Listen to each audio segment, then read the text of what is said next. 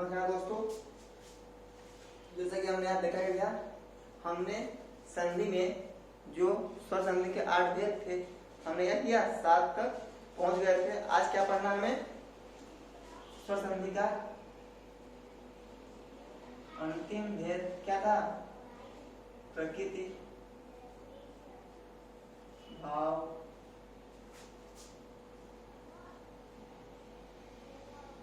संधि। क्या पढ़ना है? प्रकृति, भाव, संधि। अब प्रकृति, भाव, संधि मतलब क्या हुआ?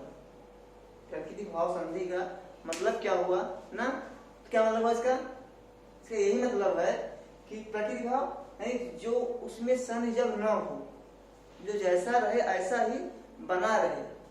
ठीक है, दो पद जब आपस में सामने हो ना, उसमें क्या हो?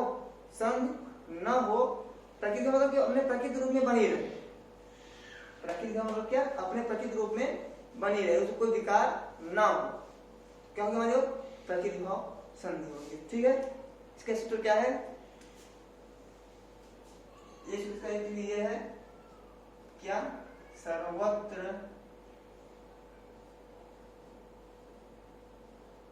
विभाषा गो। कहा गो पद अगर हो, क्या हो?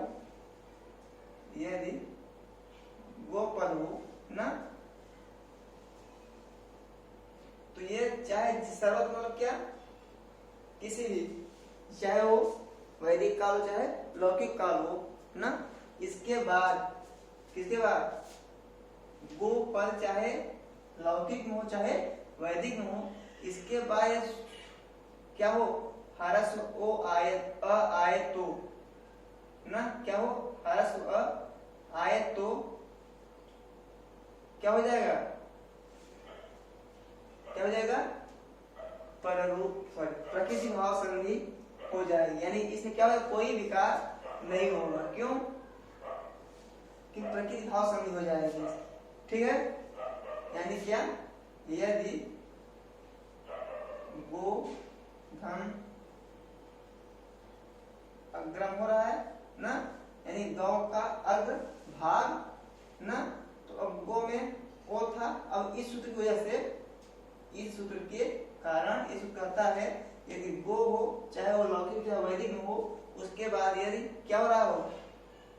ह्रस्व अ हो, तो क्या हो जाएगी? इनकी प्रकृति भाव संधि हो जाएगी। और क्या हो जाएगा? गो अग्रम। क्या हो जाएगा? गो अग्रम।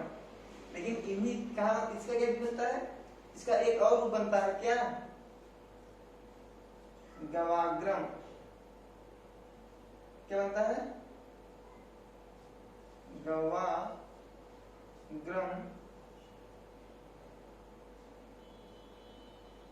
ठीक है,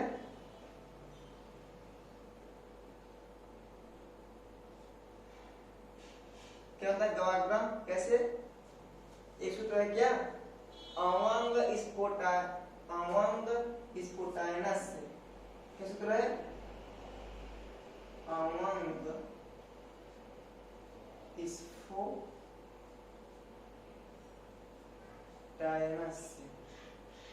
क्या ये सूत्र?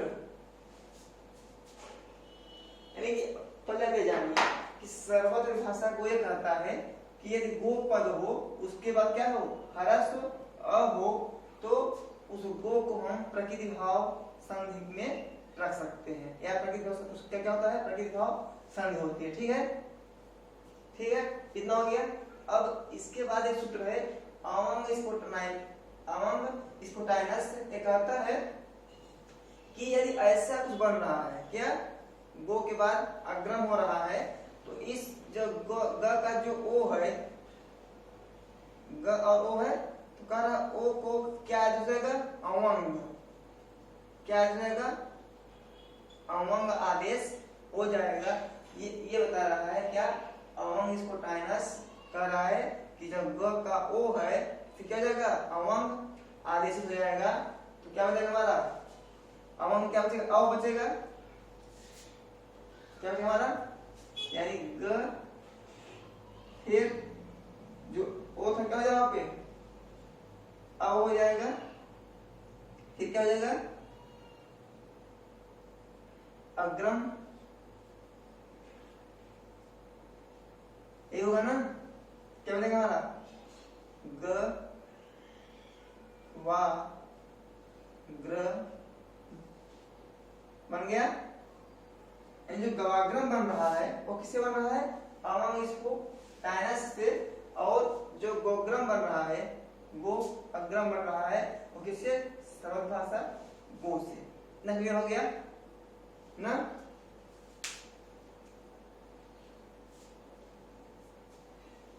क्लियर हो गया ना।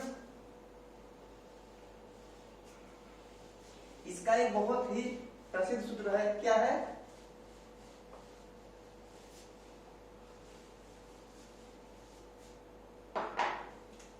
कहते हैं उसको ई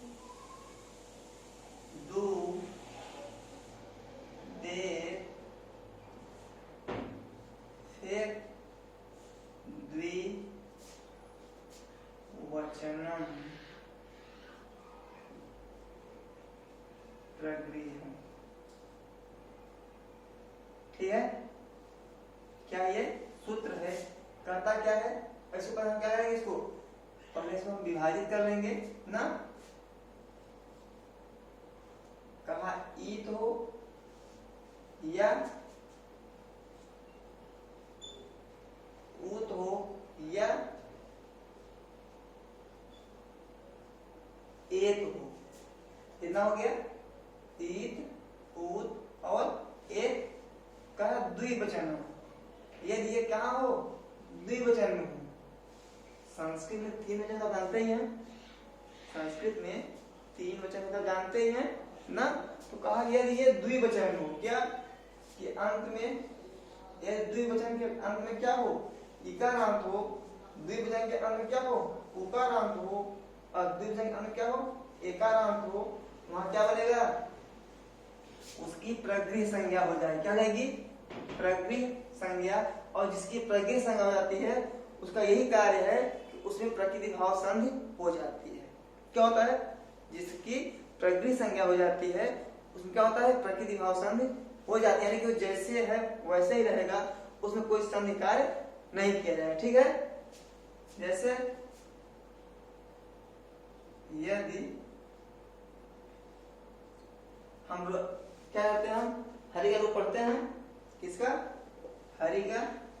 अब ये जो ईद लिखा हुआ इसका अर्थ क्या होगा, दीर्घ इकार।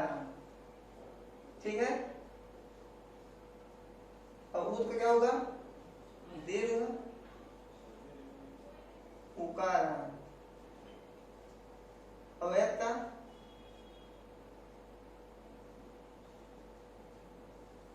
एकार। क्या है, इसका मतलब क्या हुआ, मतलब हुआ कि अंत में क्या हो, इकार हो। जैसे हम हरि का रूप पढ़ते हैं हरि हरि हरि, ये हमारा क्या है, एक वचन है हमारा, ये क्या है, द्विवचन है हमारा, ये बहुवचन आप जानते ही हैं, छोटी छोटी बातें हैं सब। क्या ये एक वचन, ये द्विवचन और ये बहुवचन ना। क्या द्विवचन, ये द्विवचनांत हो, क्या इकारांत हो, यानी दीर्घ इकारांत हो ना, क्या रहा है, उकारांत हो, कैसा हो, द्विवचनांत हो, या एकारांत हो, कैसा हो, द्विवचनांत हो। यदि ये द्विवचन मिल रहे हैं, जैसे हरि मिल गया, हम जब लिखेंगे क्या,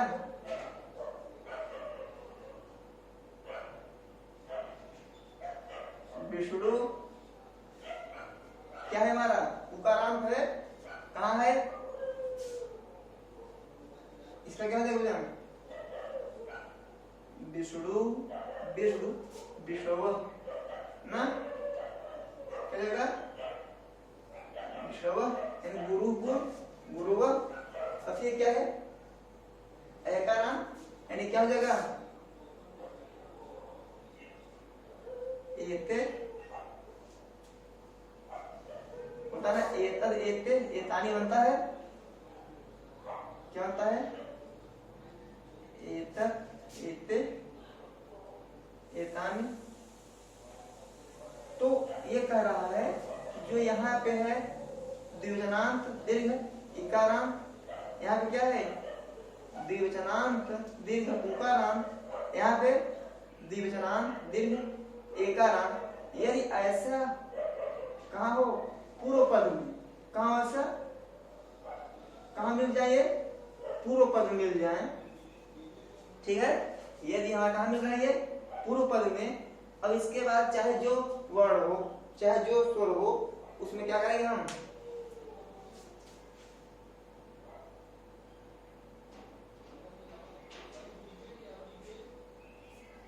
अब देखिए इतना समझ गया आप ना, कहाँ पे ये द्विवचनांत है ना। चलिए जब ये हमारे द्विवचनांत हैं तो इसमें क्या करेंगे हम, यहाँ पे अब समझाएंगे कैसे इसमें क्या होता है, प्रकृति संज्ञा होगी, प्रकृति संज्ञा हो जाएंगे। तो कहा यदि जो ये हमारे पास क्या थे,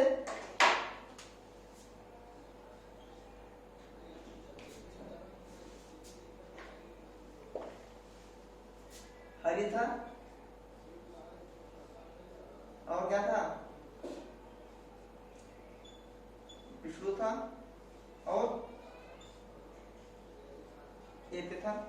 यानी अब इसका क्या है ये प्रगृह संज्ञक वर्ण है, क्या है ये हमारे प्रगृह संज्ञक वर्ण है, क्लियर हुआ। अब इसका हम चाहे जिससे जोड़े, यदि इसको हम इनो जोड़ेंगे हमारा क्या बन जाएगा ये,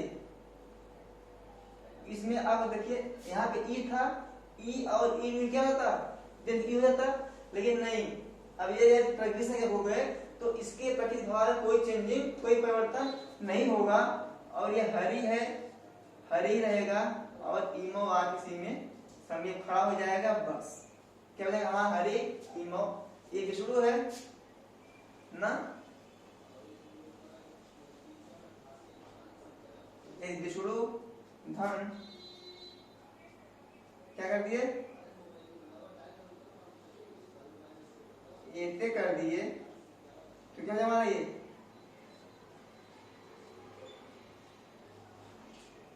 बिल्डू एते हो जाएगा। ऐसे इसे भी एते धन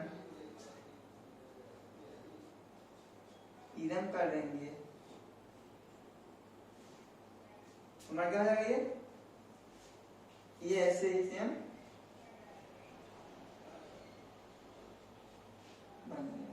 ठीक है। यानी क्या, प्रकृति भाव मतलब जो जैसा है वैसे ही रह जाएगा, उसमें कोई परिवर्तन नहीं होगा। हरिनो था हरिनो पड़ा रह गया, विष्णु विष्णु एते था विष्णु एते रह गया, एते इदम था एते इदम रह गया। यानी क्या, यदि जिसकी प्रकृति संज्ञा हो जाएगी, हमें पहले प्रकृति भाव संधि करने के लिए, प्रकृति भाव संधि ठीक है करने के लिए हमें क्या करना, पहले उसकी प्रकृति भाव संधि करनी पड़ेगी, सॉरी क्या करना पड़ेगा, उसकी में प्रगृह संज्ञा करनी पड़ेगी। यानी प्रकृति भाव के लिए प्रगृह संज्ञा करना क्या है, अनिवार्य है, ठीक है। तो प्रगृह संज्ञा करने में क्या है, कुछ सूत्र है, जिससे क्या हुआ, ये हो गया क्या, ईदु दे द्विजनम प्रगृहम ना, और क्या है,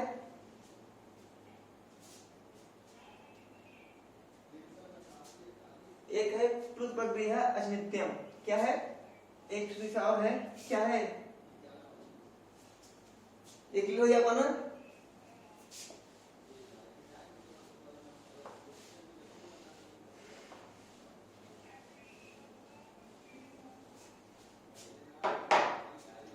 एक हो गया आपका ये नंबर दूसरा क्या है,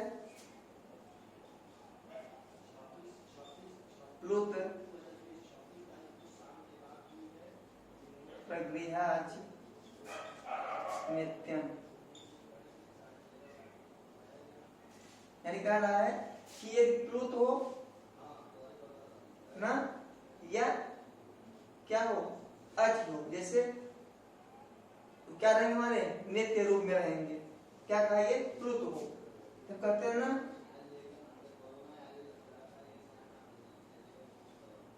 आगच्छ देवदत्त। जब हम किसी को बुलाते क्या करते हैं,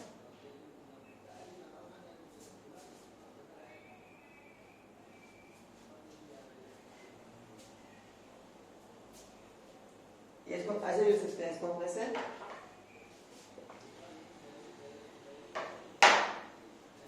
देवदत्त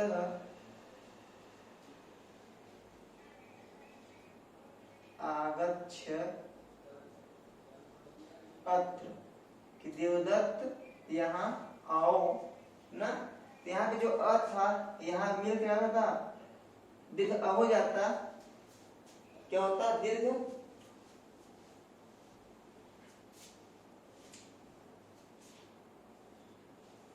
देवदत्त आगच्छ अत्र ना। क्या है यहाँ पे, हम किसी को बुला रहे हैं, देवदत्त आगच्छ अत्र, यानी कि यदि वहां कहीं पे भी क्या हो जाए, प्लुत वर्ण मिल जाए या ह्रस्व वर्ण मिल जाए, तो वहां पे क्या होगा, उसकी क्या होगी, प्राइमरी संज्ञा, और उसमें फिर उसमें क्या हो जाएगी, प्राकृतिक भाव संधि हो जाएगी।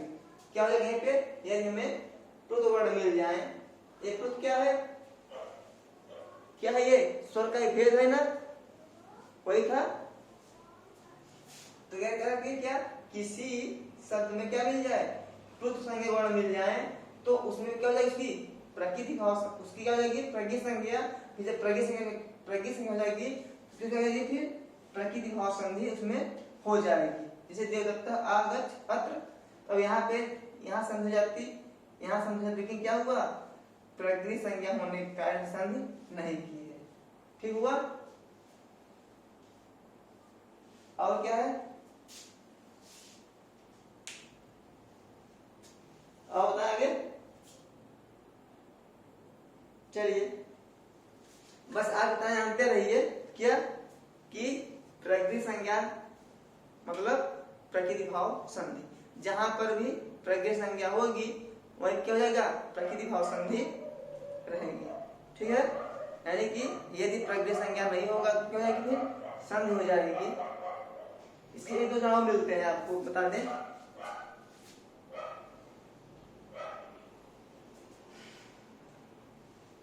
छोड़िए, चलिए बस मित्रों, आज के लिए बस इतना ही। ठीक है, नमस्कार दोस्तों।